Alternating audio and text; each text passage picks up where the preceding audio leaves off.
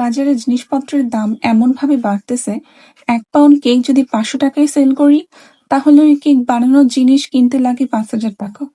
Baking item কেনার টাকা জমিয়ে যদি এখন 1 ভরি গয়না বানানো যাবে, সেখানে কেক সেল করে যে প্রফিটটা ওঠে সেটা দিয়ে একটা পিতলের কানের দুল বানানো সম্ভব না।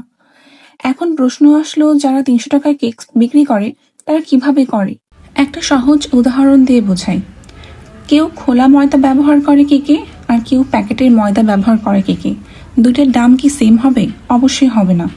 কেউ হুইপ ক্রিমের সাথে অনেক কিছু মিশিয়ে সেটার টেস্ট বাড়ানোর চেষ্টা করে, কেউ আবার একদম লো বাজেটের ক্রিম বিট করে কেকে ইউজ করে। ট্রপিক্যাল হুইপ ক্রিম আর এভার হুইপ ক্রিমের প্রাইস কি সেম? কখনোই না।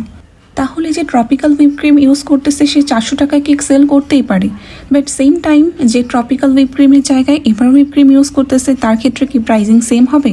অবশ্যই তার প্রাইসটা বেশি হবে। কোকো পাউডারের ক্ষেত্রে সেম ঘটনা ঘটে। একটা ভালো ব্র্যান্ডে কোকো পাউডার কিনতে হলে 1800 থেকে 2000 টাকায় কিনতে হয়, আর সেই কোকো পাউডার দিয়ে বানানো কেকের পাউন্ড কি 500 টাকা রাখা সম্ভব?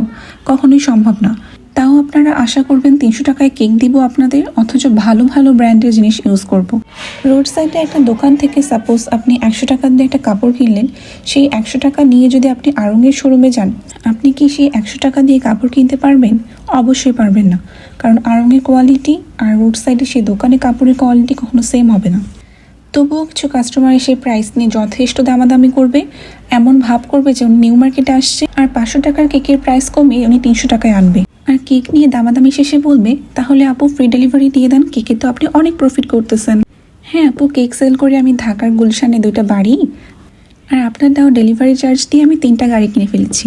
আর কিছু কিছু কাস্টমারে তো অনেক তাড়া থাকে, তারা ভোর 5টার সময় কল দিয়ে বলে সকাল 10টার সময় তাদের কেক লাগে। আর তাদের ভোর 5টার মেসেজে যদি কোনো রিপ্লাই না আসে, তাহলে বলবে আপনাদের পেজে তো নক দিলে কোনো রিপ্লাই পাওয়া যায়। আর সব থেকে স্পেশাল কাস্টমার হচ্ছে তারা যারা কেক অর্ডার দেয় এবং কেক অর্ডারের আগের দিন অবধি তারা খুব মিষ্টি মিষ্টি কথা বলে, তারপর রাইডার যখন তাদের লোকেশনে কেকটা নিয়ে যায় তখন তারা ফোন ধরবে না, বাসায় থাকবে না, ফোন সাইডে রেখে ঘুমায় যাবে, তাদের প্ল্যানিং ক্যান্সেল হয়ে যাবে, আর তারা যে কোনো কেক অর্ডার করেছিল সেটাও তারা ভুলে যাবে। আর কিছু কিছু মানুষ থাকে যারা কাস্টমার সেজে আসে আর প্রতিদিন কেকের প্রাইস শুনবে, প্রত্যেকটা কেকের ডিটেলস শুনবে, কোন কোন কেক কোন ফ্লেভার কতটুকু প্রাইস সেটাও শুনবে, আর ভাব থাকবে এরকম যে কালকেই তারা কেকটা নেবে।